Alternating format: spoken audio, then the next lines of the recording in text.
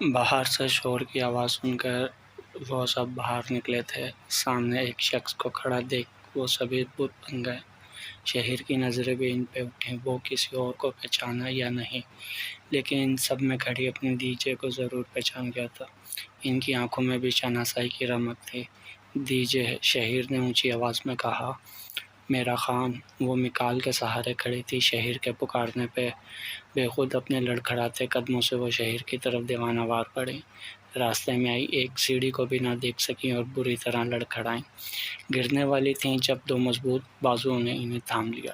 D J نے اس کے چہرے کی جانب دیکھا، اس کا چہرہ اپنے ہاتھوں کے پیالے میں لیا، آنکھوں میں آنسو بھر گئے۔ ڈی جے، میں آپ کا خان آ گیا ہوں، مسکراتے مضبوط لہجے میں کہا، اور ڈی جے شہر کے گلے لگی، رونے لگی۔ شہر نے انہیں اپنی باہوں میں بھرا، دو ناتواں سا وجود ان کی باہوں میں سما گیا۔ شہر نے ان کے ماتھے پہ بوسہ دیا۔ رو کیوں رہی ہیں میری جان؟ اس نے ڈی جے کے آنسو پوچھے۔ وہ بالکل نہ بدلا تھا، آج بھی ویسا تھا۔ ان 10 سالوں نے اسے مزید کشش اور خوبصورت بنایا تھا۔ اس کی پرسنالٹی میں مزید خوبصورتی کا اضافہ ہو گیا تھا، لیکن اس کا پیار ڈی جے کے لیے پہلے جیسا ہی تھا، ذرا نہ بدلا تھا۔ ڈی جے نے بولنا چاہا، لیکن فرتے جذبات سے وہ کچھ بول ہی نہ پائیں اور شہر کے گلے لگی رہیں۔ بس وہی تو ان کا سب کچھ تھا۔ سبھی کے چہرے پہ ایک مسکان تھی۔ وہ سب سے باری باری بہت محبت سے ملا، لیکن ڈی جے کو اپنے سے الگ نہ کیا۔ بیٹا، یہ آپ گیلے کیسے ہو گئے؟ جمیلہ خاتون کو فکر ہوئی۔ اپنی حالت دیکھتے وہ پھر سے مسکرایا۔ اپنی مسز کا دیدار سب سے پہلے کرے گا، اسے کیا پتا تھا کہ وہ اس کا استقبال ایسے کرے گی۔ چلیں اندر آ جائیں بیٹا۔ وہ سبھی کے ساتھ اندر کی جانب بڑھا۔ انا کمرے میں آئی تو اس کا دل بہت زوروں سے دھڑک رہا تھا۔ اپنے پروفیسر کی بات اسے آج بہت شدت سے یاد آئی۔ پروفیسر، بچپن کے نکاح کی کیا اہمیت ہے؟ بیٹا، نکاح بچپن کا ہو یا جوانی کا ہو یا بڑھاپے کا، نکاح نکاح ہوتا ہے۔ انہوں نے چشمہ اتار کے سائڈ پہ رکھتے متانت سے جواب دیا۔ لیکن جس نکاح میں 10 سال گزر جائیں اور شوہر کا کچھ پتہ نہ ہو تو؟ سوچتے ہوئے پوچھا۔ کیا وہ زندہ نہیں؟ برجس کا سوال آیا۔ اللہ نہ کرے پروفیسر، وہ زندہ ہیں، اللہ انہیں اپنی امان میں رکھے۔ انابیہ کا دل بہت سخت دھڑکا اس کے مرنے کی بات پہ۔ بیٹا، نکاح ایک ایسا پاکیزہ رشتہ ہے جسے اللہ اور اس کے رسول کو حاضر و ناظر جان کے ہم کسی انجان شخص کو اپنا سب کچھ مان لیتے ہیں۔ آپ یہ کہیں کہ 10 سال سے رابطہ نہیں ہوا تو نکاح ختم ہو جائے گا، تو ایسا کچھ نہیں ہوتا۔ نکاح ختم نہیں ہوتا۔ ہاں، نکاح اگر نہیں رکھنا تو لڑکی اور لڑکی کو حق حاصل ہے کہ وہ باہمی رضامندی سے الگ ہو جائیں، یا لڑکی خلا لے لے یا لڑکا طلاق دے دے۔ دونوں صورتیں نہ ہوں تو؟ انابیہ نے ان کی طرف الجھی نظروں سے دیکھا۔ بیٹا، پھر آخری سانس تک انتظار کرو، کیونکہ اگر وہ حیات ہیں اور کبھی بھی اس کے لوٹ آنے کی امید ہے تو نکاح کبھی بھی ٹوٹ نہیں سکتا، اور نہ ہی کسی اور کے ساتھ لڑکی رشتہ جوڑ سکتی ہے۔ ہاں، البتہ یہ شرط مرد پہ لاگو نہیں ہوتی۔ انا سختی سے آنکھیں مونڈے وہ خیالوں میں کھوئی۔ وہ ساری باتیں سوچی جا رہی تھی کہ فضا کے پکار پہ وہ چونکی اور جھٹ سے آنکھیں کھولی۔ شہر آ گیا ہے۔ فضا کے لہجے میں بے انتہا خوشی تھی۔ وہ اپنا ڈریس چینج کر کے آئی تھی۔ جانتی ہوں، انابیہ نے لاپرواہی دکھائی، جبکہ اس کا دل شہر کے نام پہ ہی دھڑکے جا رہا تھا۔ تمہیں خوشی نہیں ہوئی کیا؟ فضا اس کے پاس بیٹھے بولی۔ ہونی چاہیے کیا؟ الٹا اسی سے پوچھ لیا۔ کچھ پل تو فضا اس کی بری آنکھوں میں دیکھتی رہ گئی۔ ظاہری بات ہے، وہ تمہارا شوہر ہے، بیوی ہو اس کی تم۔ منقوا ہوں، اس کے نکاح میں ہوں بس، تلخی سے کہتے ہوئے وہ اٹھی اور کبرڈ سے کپڑے نکالنے لگی۔ وہ نکاح جو بچپن میں ہوا بنا رضامندی کے، تب جب نکاح کا مطلب بھی نہیں جانتی تھی۔ زور سے کبرڈ بند کرتی وہ پلٹی۔ اس کے اندر برسوں کی تلخیاں گلی ہوئی تھیں۔ بس چند پیپرز آ کے رکھے، یہاں نام لکھو اور قبول کرو، اور پھر 10 سال کے لیے بھول جاؤ۔ وہ اپنی دنیا بنا لو اور پیچھے کسی کی دنیا ان 2 بولوں پہ رک جائے، وہ جائے پہاڑ میں۔ آج وہ فضا کو الگ ہی نہ لگی۔ وہ جو خاموش سی صبر والی انا تھی، وہ یہ تو نہ تھی۔ انا، کیا تم اس نکاح سے خوش نہیں؟ فضا کے دل کو دھڑکا لگا۔ خوش؟ ایک تلخ ہنسی تھی وہ، اور پھر ہنسی چلی گئی تھی کہ اس کی آنکھوں میں پانی بھر گیا۔ فضا اس کی حالت دیکھ کے رونے والی ہو گئی تھی۔ جب نکاح کرنے لگے تھے تب تو کسی نے پوچھا نہیں، اب یہ سوال معنی رکھتا ہے؟ وہ بھی تب جب ان سب کا چہیتا واپس لوٹ آیا ہے۔ سخت تنفر سے بولی وہ۔ فضا کے پاس کہنے کو کچھ نہ بچا، جبکہ وہ اپنے اندر کے درد کو چھپانے کے لیے اپنے کپڑے لیے باتھ روم میں گھس گئی تھی، جبکہ فضا وہیں بیٹھی رہ گئی۔ درد دلوں کے کم ہو جاتے، میں اور تم اگر ہم ہو جاتے، کتنے حسین عالم ہو جاتے، میں اور تم اگر ہم ہو جاتے، تیرے بنا نہ آئے سکون نہ آئے قرار مجھے، دور وہ سارے برہم ہو جاتے، میں اور تم اگر ہم ہو جاتے۔ منہ پہ ٹھنڈے پانی کے چھینٹے مارتے ہوئے وہ اندر کی جلن کو بجھا رہی تھی جو بڑھتی جا رہی تھی۔ چائے لینا؟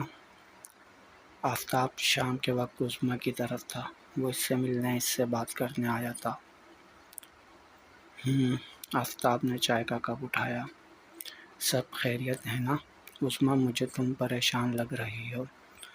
لالا، آپ کو لے کے دل پریشان تھا۔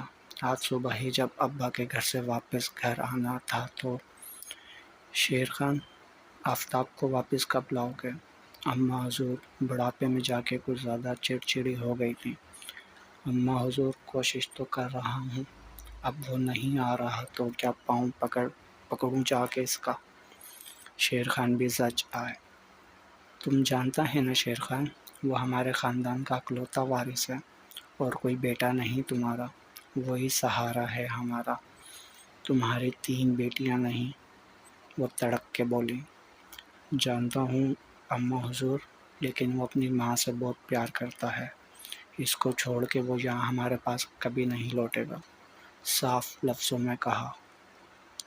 ایک تو یہ ہمارے خاندان کی دشمن، نہ جانے کس گھڑی مل گئی تھی ہمیں، وہ انتہائی نفرت سے بولی۔ امی جان، یہ کس کی بات کر رہی ہیں؟ عظمیٰ نے جب ان کی آوازیں اونچی ہوئی تو آخری الفاظ کان میں پڑ گئے۔ وہ جو اپنے کمرے کے لیے لوٹ رہی تھی، قدم وہیں تھمے۔ عظمیٰ بچے، تم جاؤ اپنے گھر، ان کی باتوں پہ دھیان مت دو، جمل نے بیٹی کو سمجھایا۔ بس اب انتظار کرو اماں حضور، وہ وقت پہ چھوڑ دو، آفتاب اب خود ہی آئے گا۔ ایسے نہ آیا وہ، جب تک وہ زندہ ہے تب تک تو نہ آیا۔ تیزی میں بولتی وہ ارد گرد کا ہوش بھی کھو چکی تھی۔ تو کیا کروں؟ مار دوں اس کی ماں کو؟ اسی انداز میں جواب آیا، جبکہ باہر کھڑی وہ دونوں ماں بیٹی کانپ اٹھی تھیں اس بات پہ۔ تو سچ کیا رہا ہے؟ اگر اس طرح کرنے سے آفتاب واپس آ جائے گا تو کر لیں، زمین کا بوجھ ہی ہٹے گا نا، لاپرواہی سے کہا، جبکہ شیر خان ماں کی اس بات پہ تو گنگ ہی ہو گیا۔ عظمیٰ اور جمل وہاں سے فوراً ہٹ گئی۔ امی جان، اب وہ ایسا کیسا کر سکتے ہیں؟ وہ کسی کی جان کیسے؟ عظمیٰ سب گھبرائی ہوئی تھی۔ آہستہ بولو، سن لیا تو ان کو تو بعد میں ماریں گے، پہلے ہمیں مار ڈالیں گے، جمل نے سرگوشی والے انداز میں کہا۔ او ماڑا، تم ان کی باتوں میں مت پڑو، ان کے کام یہی جانے، تم جاؤ اپنا گھر، رب رکھا۔ عظمیٰ کو گاڑی میں بٹھاتے ہوئے اللہ حافظ بولتی اندر آ رہی تھی۔ وہ ان ماں بیٹے سے بھلا کیسے کوئی پنگا لے سکتی تھی؟ اپنی ساس کو بھی بخوبی جانتی تھی اور شوہر کو بھی۔ آفتاب کی گرفت پیالی پہ سخت ہوئی، دانت آپس میں پیوست ہوئے۔ لالا، میرا دل نہیں چاہا، میں یہ بات جانتی ہوں اور آپ کو نہ بتاؤں۔ عظمیٰ نے آفتاب کے کندھے پہ ہاتھ رکھا۔ آفتاب نے پل بھر میں اپنا غصہ ٹھنڈا کیا۔ سامنے اس کی بہن تھی، اس کے سامنے وہ ہمیشہ کول ہی رہا تھا۔ کچھ نہیں ہوتا عظمیٰ، میں ہوں نا، سب سنبھال لوں گا، تم فکر نہ کرو، مسکراتے ہوئے اسے تسلی دی، جبکہ دادی اور باپ سے مل کے بات کرنے کا پورا ارادہ رکھتا تھا۔ آفتاب کے تسلی دینے پہ وہ مطمئن ہو گئی تھی۔ ایک بات پوچھوں؟ اب کی بار تھوڑا ہچکچائیں۔ چائے کا کپ ٹیبل پہ رکھا۔ کمل آپ کے آفس میں کیا کرنے آئی تھی؟ کن اکھیوں سے دیکھا؟ تم جانتی ہو اسے؟ الٹا سوال کیا۔ ارسل کی منہ بولی بہن ہے وہ، لب بہن سے جواب دیا۔ ارسل عظمیٰ کا شوہر تھا۔ چلتا ہوں، دیر ہو رہی ہے، مورے انتظار کر رہی ہوں گی، اٹھتے ہوئے کہا۔ لالا، اس لڑکی سے بچ کے رہنا، وہ بہت تیز لڑکی ہے، فوراً سے کہا۔ آفتاب مسکرا دیا۔ عظمیٰ اس کی بہت فکر کرتی تھی، لیکن وہ عظمیٰ کے مزاج سے بھی اچھی طرح واقف تھا۔ وہ ذرا سی بھی شراکت برداشت کرنے والوں میں سے نہ تھی۔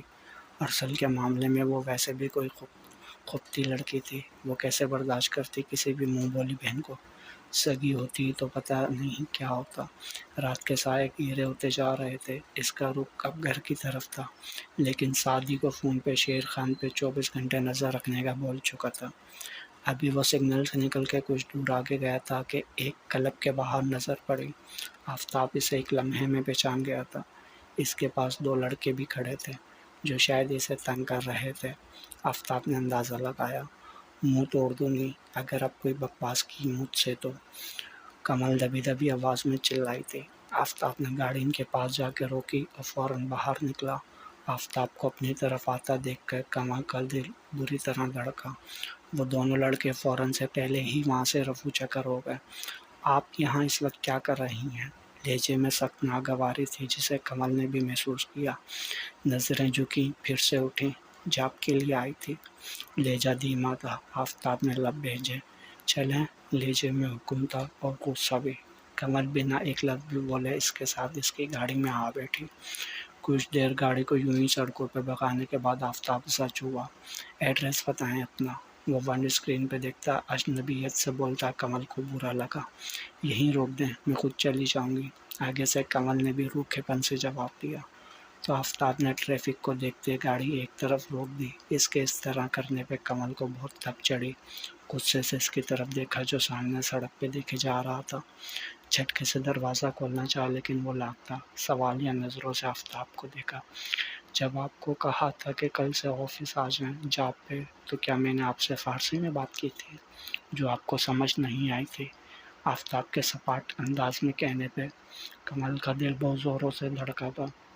مجھے کسی کا احسان، دھیمے لہجے میں کہتی وہ آفتاب کو غصہ دلا گئی۔ احسان؟ what the hell is this؟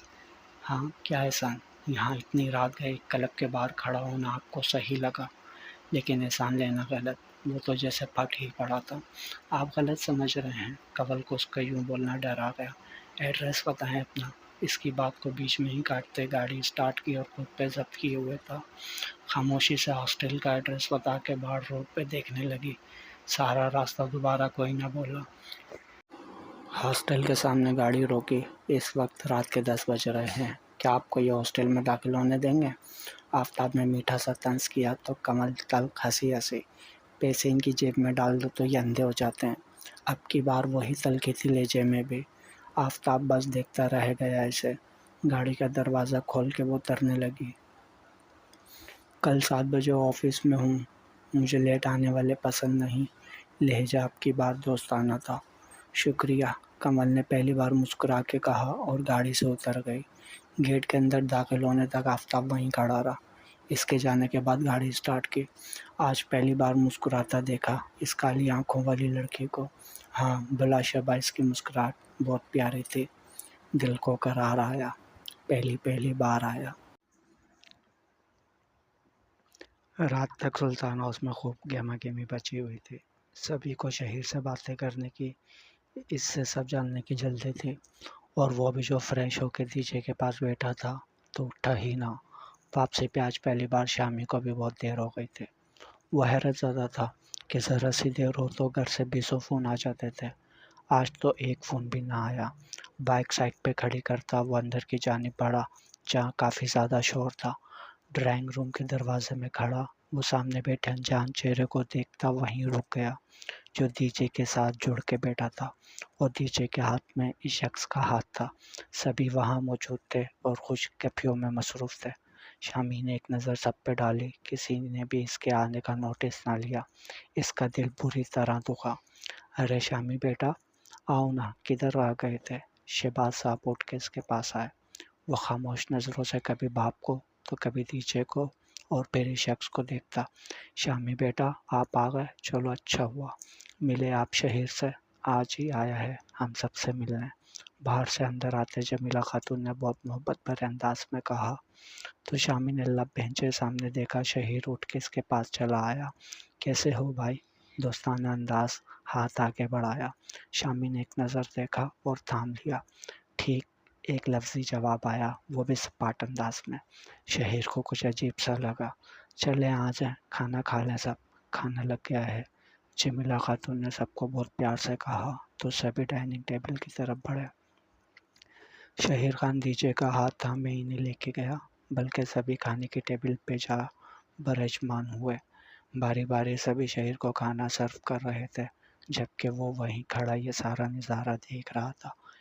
ان سب میں وہ نہا تھی۔ اچانک اسے انا کا خیال آیا تو وہ انہی قدموں پہ اس کے کمرے کی جانب بڑھا جہاں وہ سر کتاب میں دیے بیٹھی تھی۔ کیا کر رہی ہو؟ شامی کے اچانک آ جانے پہ وہ چونکی۔ کچھ نہیں، کل ٹیسٹ ہے تو تیاری۔ تم کدھر تھے؟ اچانک سے پوچھا۔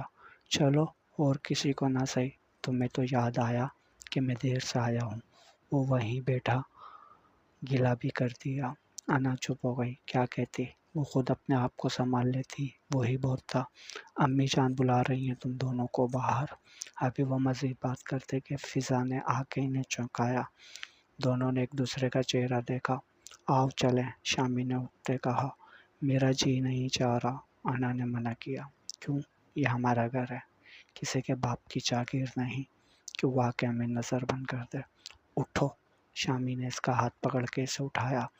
وہ اپنے ساتھ باہر لے کے آیا جہاں سب کھانا کھانے میں مگن تھے۔ شہیر نے ایک تیکھی سی نظر اس دوشیزہ پہ ڈالی جو نظریں جھکائے وہیں کھڑی تھی۔ شامی بھی اس کی نظریں بھاپ گیا تھا، اس لیے اسے دیکھتا وہ انا کا ہاتھ پکڑے دوسری طرف سے ہوتا، دو خالی چیئرز کی جانب بڑھتا خود بھی بیٹھا اور بہن کو بھی بٹھایا، جبکہ شہیر اور شامی کی نظریں ایک پل کو بھی ادھر سے ادھر نہ ہوئی تھی۔ ایک کی نظروں میں حیرانی تھی تو دوسرے کی نظروں میں دنیا جہاں کا غصہ۔ شہیر اس غصے کی وجہ سمجھ نہ پایا۔ آپ نے کہا تھا شام تک شہیر گھر ہوگا، کہاں ہے وہ؟ سارا دن بے چینی میں گزرا، اب رات ہو چلی تھی، لیکن شہیر کا کچھ پتہ نہ چل سکا تھا۔ میں نے اپنے آدمی ہر جگہ چھوڑے ہوئے ہیں، وہ ڈھونڈ رہے ہیں خان کو، بڑے خان نے ٹھہرے ہوئے انداز میں کہا۔ ڈھونڈ رہے ہیں بڑے خان؟ آپ جانتے ہیں وہ 10 سال بعد پاکستان آیا ہے، اسے تو صحیح سے راستوں کا بھی علم نہیں، تو وہ کہاں جا سکتا ہے؟ رافعہ خانم پریشان ہوئے۔ اچھا، پریشان نہ ہو، دیکھیں تو میری خانم کا چہرہ مرجھا گیا ہے۔ بڑے خان نے پیار سے ان کے گال پہ ہاتھ پھیرا۔ بڑے خان، مجھے میرا بیٹا چاہیے، نے روٹھے پن سے کہا۔ مل جائے گا، فکر نہ کریں، ارباز خان کو سوچتے ہوئے بولے، جبکہ رافعہ خان نے سر ان کے کاندھے پہ ٹکایا۔ میرا بیٹا بہت معصوم ہے، 10 سال اس کا انتظار کیا اور وہ آتے ہی نہ جانے کہاں چلا گیا۔ لہجے میں دکھ تھا جو ارباز خان کو بھی دکھی کر گیا۔ میں نے آپ سے کہا ہے نا، وہ آ جائے گا، فکر نہ کریں میری جان۔ ارباز خان نے ان کے کمر میں ہاتھ ڈال کے انہیں خود سے قریب کیا اور وہ بنا کسی مزاحمت کے ان کے پاس آ گئے۔ بڑے خان، آپ مجھے شہیر خان واپس لا کے دیں گے نا؟ لہجے میں ایک حکم، ایک محبت بھرا مان تھا۔ ضرور، وہ ہمارا بیٹا ہے، بہت بہادر اور نڈر خان کا بیٹا، گھبراؤ نہیں، وہ آ جائے گا۔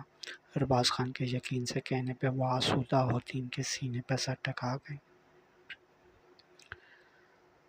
ساری رات وہ غصے سے کھولتا رہا، رہ کے سے شیر خان اپنے باپ پہ غصہ آ رہا تھا کہ کیسے وہ اس کی ماں کو مارنے کا سوچ بھی سکا تھا۔ آفس میں بیٹھا وہ سخت ڈپریس تھا۔ 9 ہوا تو وہ سیدھا آنے والے کو دیکھنے لگا۔ سر، میم کول آئی ہیں۔ پیون نے سر جھکائے کہا۔ اوکے، انہیں بھیج دیں۔ کچھ ہی دیر میں وہ فریش سی اندر داخل ہوئی۔ لائٹ بلو لانگ فراک، ہم رنگ چوڑیاں پہنے، بالوں کو کیچر میں مکیف کیے، لانگ دوپٹے کے ساتھ چوڑی دار پاجامہ، عام سا خصہ پہنے وہ اندر داخل ہوئے۔ آفتاب کو اس تپتے صحرا میں ٹھنڈی ہوا کا جھونکا سا محسوس ہوئی۔ وہ اس وقت آفتاب کی نظروں کی وارفتگی محسوس کرتی، وہ بالوں کو نامحسوس انداز میں کانوں کے پیچھے اڑسنے لگی جو پھر سے واپس آ گئے تھے، اور دل نے عجب ہی شور مچایا ہوا تھا۔ آفتاب اپنی جگہ سے اٹھتا میکینکی انداز میں چلتا اس کے پاس آیا۔ اس کی گہری آنکھیں، کالی آنکھیں اوپر کو اٹھی، وہ دونوں ہی خاموش اپنے دل کی دھڑکنوں کا شور سن رہے تھے۔ نہیں جانتے تھے کہ دل اس قدر بے ایمان کیوں ہو رہا ہے۔ بے اختیار آفتاب کا ہاتھ اس کے گال پہ آئے، بالوں کی طرف بڑھا کے کمل ایک پل میں پیچھے ہوئی۔ اپنی اس بختیاری پہ آفتاب لب بھینچ گیا۔ واپس اپنی سیٹ پہ آتا وہ انٹرکام پہ کسی کو بلا چکا تھا۔ جی سر، وہ بھی چراغ کے جن کی طرح حاضر ہوا۔ صدیقی صاحب، یہ مس کنول ہیں، انہیں نیو سیکرٹری کی جاب پہ اپائنٹمنٹ کیا گیا ہے، انہیں ان کا کیبن بھی بتا دیں اور کام بھی سمجھا دیں، کہتے ساتھ ہی لیپ ٹاپ کھولا اور بزی ہو گیا۔ یکدم ہی اس کے تیور بدلے تھے، وہ اب ایک پیور بزنس مین لگ رہا تھا، پہلے والے جذبات کا نام و نشان تک نہ تھا۔ کنول صدیقی صاحب کے ساتھ باہر آ گئی۔ آج وہ اپنے پہلے مقصد میں کامیاب ہوئی تھی، چہرے پہ دھیمی سی مسکان تھی۔